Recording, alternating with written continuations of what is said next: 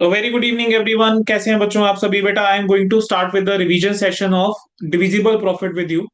बेटा ये टॉपिक जो है आपको आईसीए के CA intermediate advance accounting paper में मॉड्यूल नंबर 3 में मिलता है। मॉड्यूल 3 के अंदर आप पहला टॉपिक देखेंगे फाइनेंशियल स्टेटमेंट ऑफ कंपनी। उसमें आपको एक ही क्वेश्चन है which is on the concept of the divisible profit. We will be covering concept ICA study mat question followed by past paper question from this topic. तो चलिए बेटा शुरू करते हैं आप सभी के साथ। बेटा सबसे पहले आ जाओ कंसेप्ट के ऊपर। बेटा डिविजिबल प्रॉफिट के कंसेप्ट के अंदर बेसिकली जो आपको पेपर के अंदर आता है वो है क्या, कि जैसे मान लीजिए अगर कोई कंपनी है उसके पास इनएडिक्वेट प्रॉफिट्स है या फिर क्या है there is an absence of profit, तो कंपनी क्या डिविडेंड डिक्लेयर करके चल सकती है? बिल्कुल कर सकती है sir. Out of the accumulated profits company can declare the dividend. ठीक है, but certain conditions has to be fulfilled.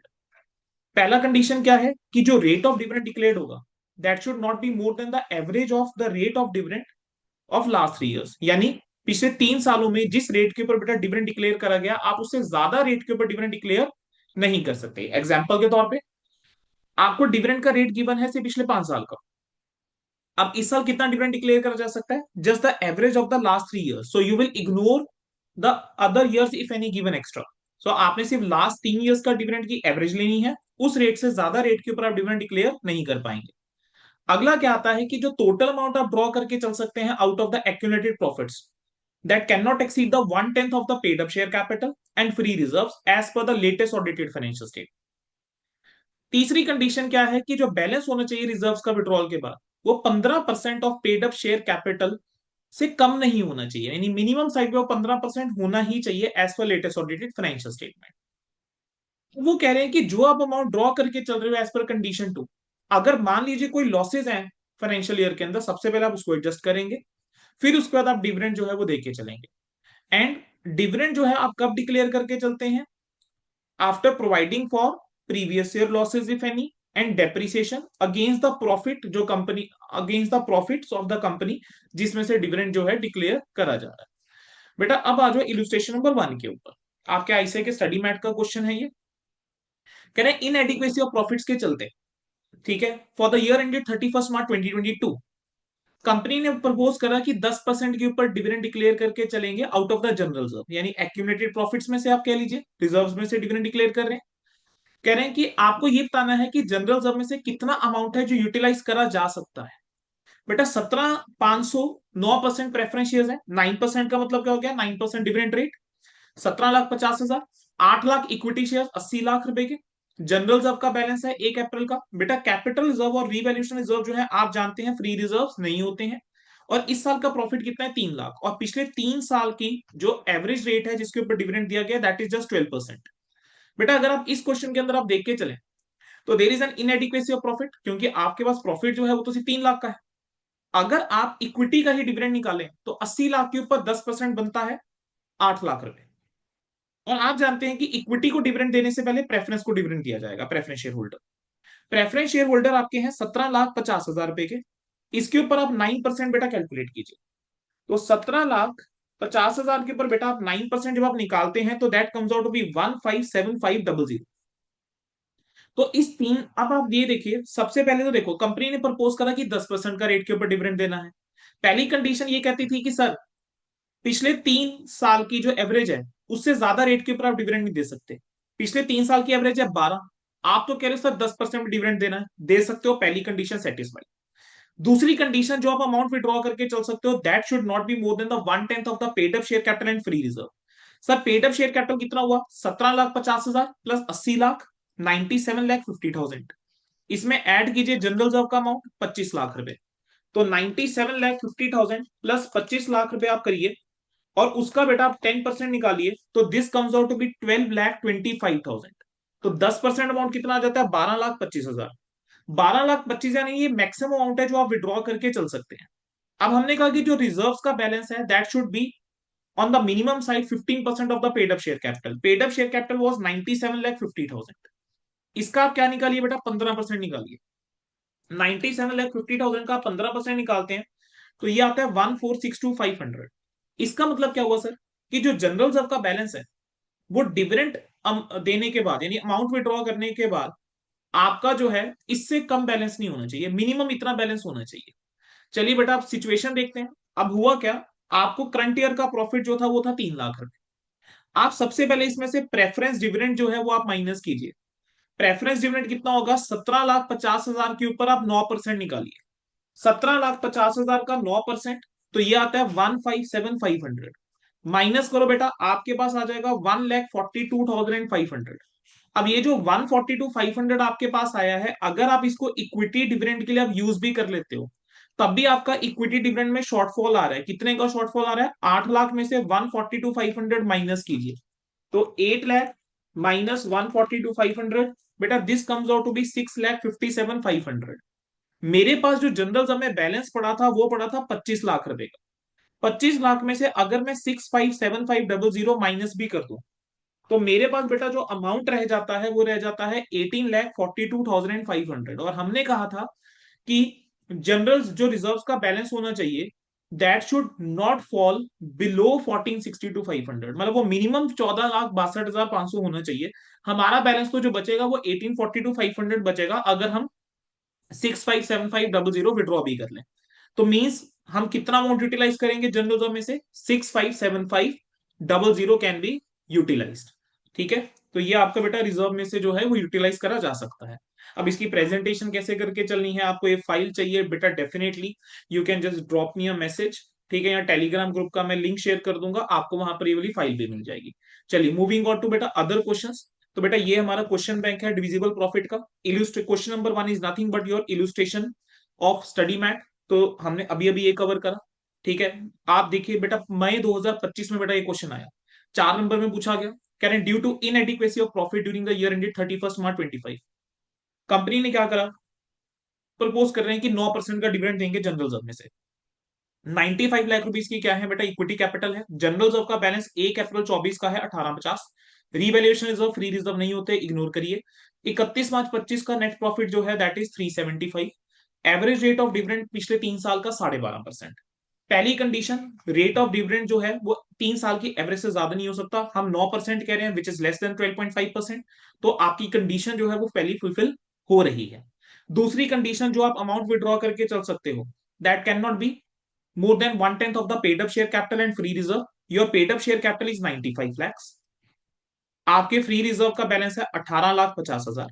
दोनों का टोटल कीजिए बेटा, 95 लाख प्लस 18,50,000, ये आपका आ जाता है, इसका निकालिए आप 10%, आपका ये आ जाता है 11,35,000।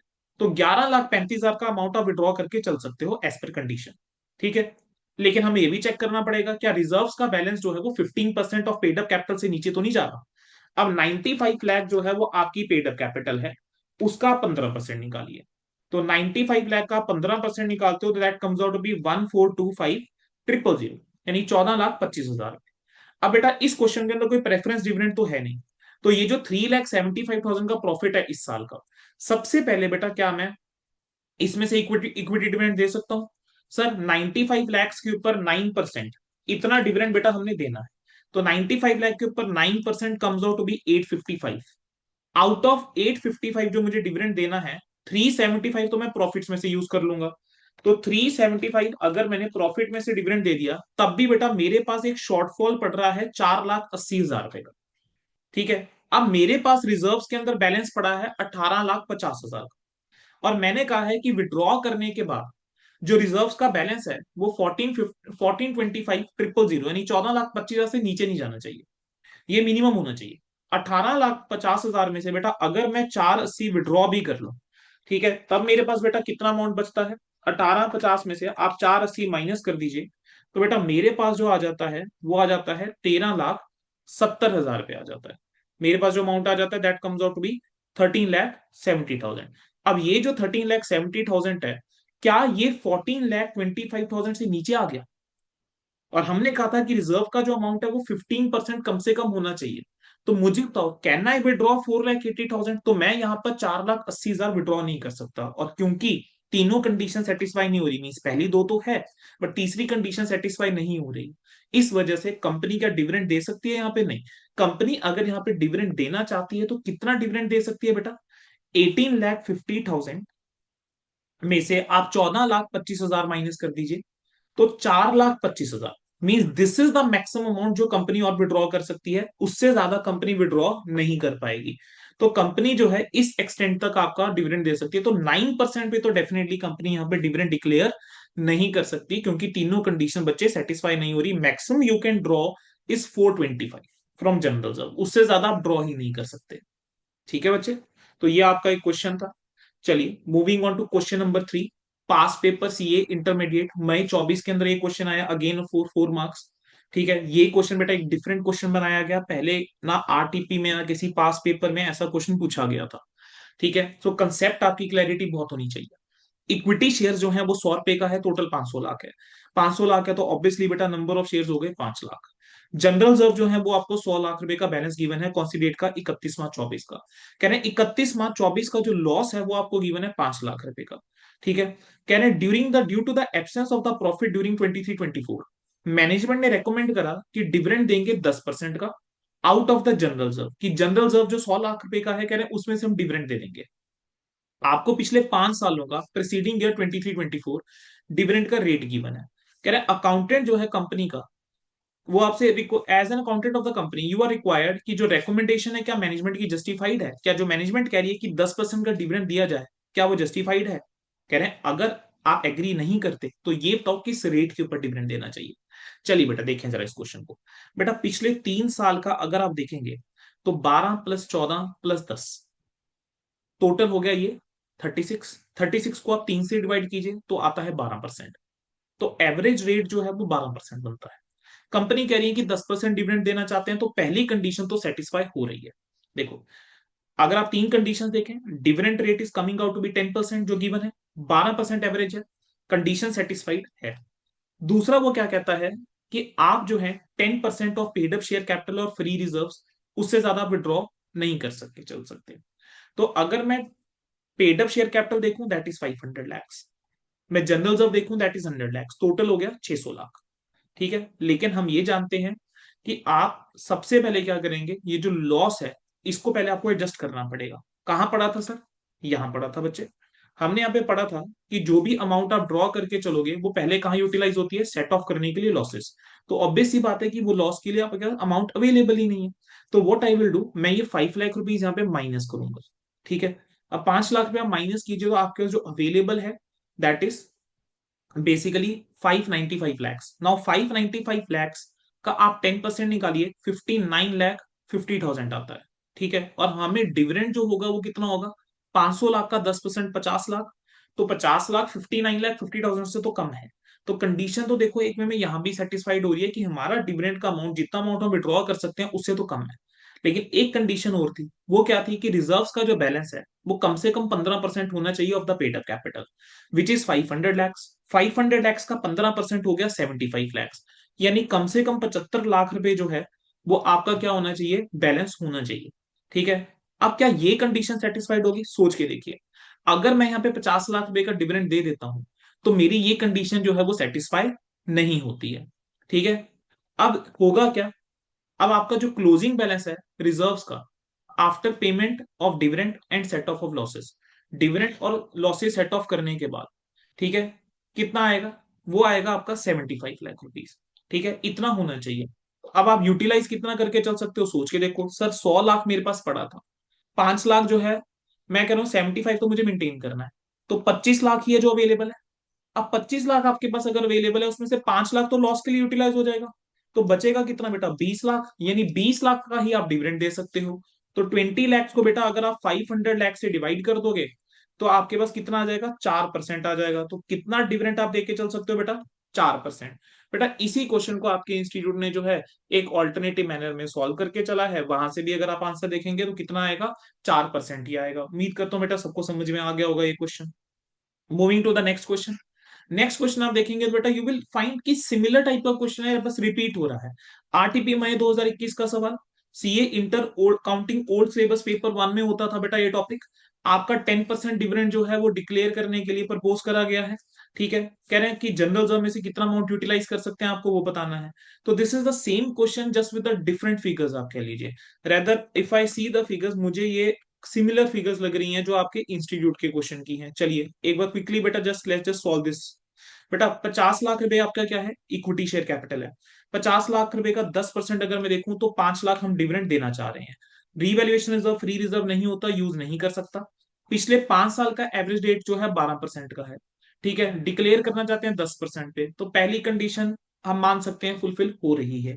ठीक है, क्योंकि 12% आपको रेट पिछले 5 साल का ही गिवन है। ठीक है, चलिए, वैसे तो 3 साल कंसीडर करके चलते हैं, बट कंडीशन इज सेटिस्फाइड।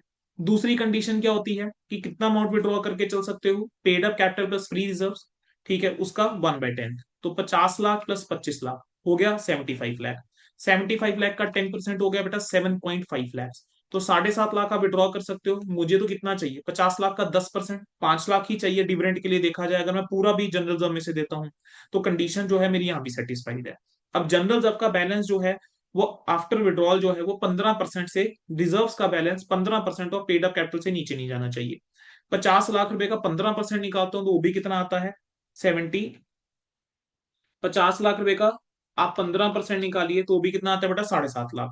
अब 7.5 लाख रुपए वो बैलेंस आता है। अब आपके पास जनरल रिजर्व पड़ा है बेटा 25 लाख रुपए का। ठीक है, मेरे पास करंट ईयर का प्रॉफिट भी है कितना, 140 to 500।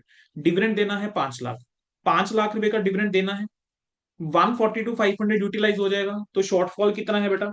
तो शॉर्टफॉल जो आपके पास आ रहा है, that is coming out to be 3,57,500। अगर 25 लाख में से मैं 3,57,500 का डिविडेंड बच्चे दे भी दूंगा, ठीक है, तो even in that case the balance will not fall below 7.5, तो कम से कम 7.5 लाख रुपए जो है मेरा रिजर्व का बैलेंस रहेगा। All the condition are satisfied, तो 3,57,500 को हम विड्रॉ करके चल सकते हैं। देख लीजिए जरा, some condition satisfied है, 357,500 can be withdrawn।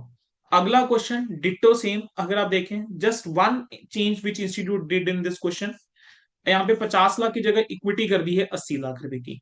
So you will solve this question at your level. इसके अंदर आपका जो अमाउंट आ जाएगा वो आ जाएगा 657,500 का। कंडीशन सारी सेटिस्फाइड हो रही हैं, तो इतना अमाउंट जो है बेटा आप विड्रॉ करके जो है वो चल सकते हैं। बेटा इसी के साथ आपका डिविडेंड डिसीजन जो है, सॉरी, आपका डिविजिबल प्रॉफिट जो है, जो टॉपिक है फॉर मॉड्यूल 3, ठीक है, आपका ये पहला टॉपिक मैंने रिवाइज करवा दिया है। In the similar manner I will be recording each and every accounting standard, every topic covering comprehensively concepts, आपके आईसीआई के स्टडी मैट के क्वेश्चंस एंड आपके extra questions of every chapter. Thank you so much बच्चों।